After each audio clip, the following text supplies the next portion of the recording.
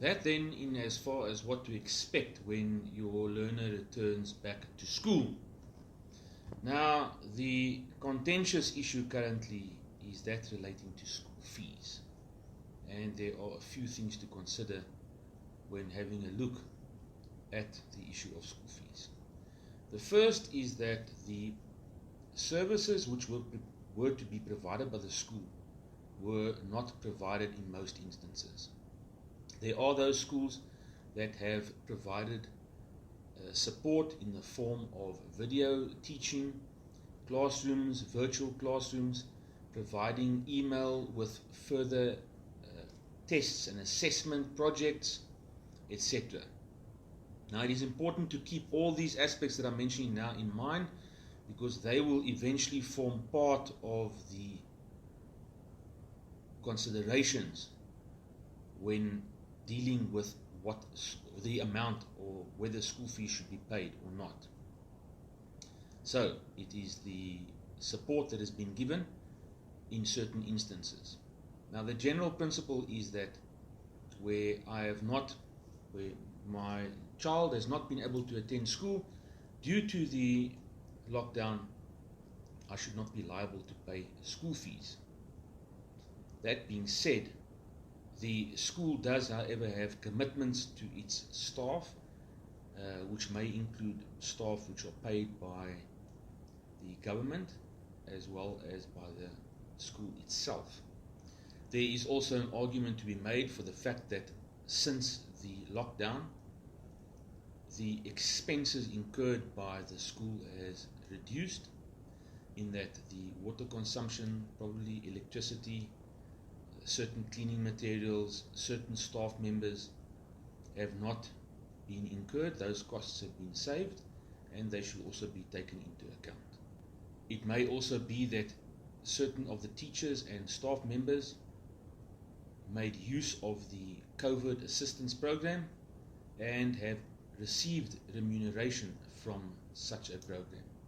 That too must be considered.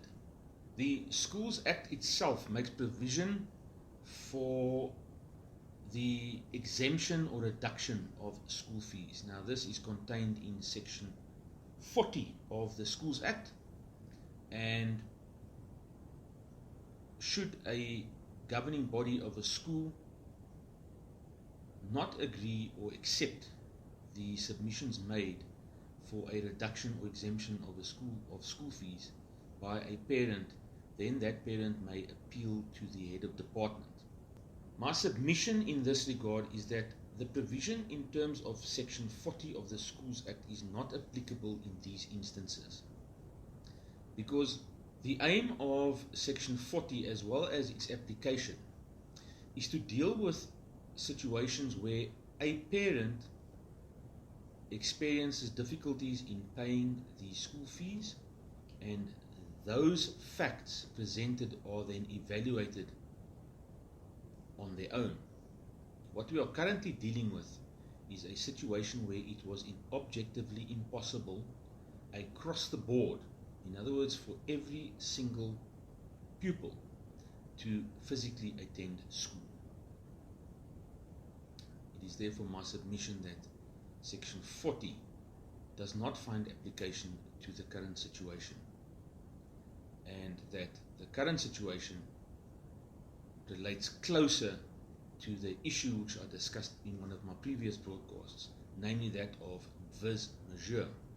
That being said, as I have previously indicated, and I once again reiterate, the solution to the current problem is one of negotiation and consultation.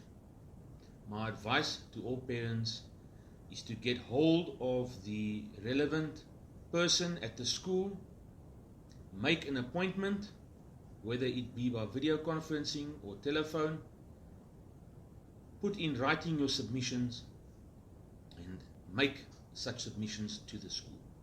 I am of the opinion that it is unreasonable to expect parents to make full payment of school fees. It is also unreasonable for parents not to pay any school fees, as the school still had certain expenses which it had to maintain. And I therefore submit that this is one of those instances where the best solution is going to be one of compromise between the parties. My advice in this regard for schools will be to possibly, by way of a round robin, host a meeting and call for submissions from parents, teachers, governing body members, to then find an amicable solution. That then, as far as the issue of schooling is concerned, please note that should you require any further information, you are more than welcome to contact me.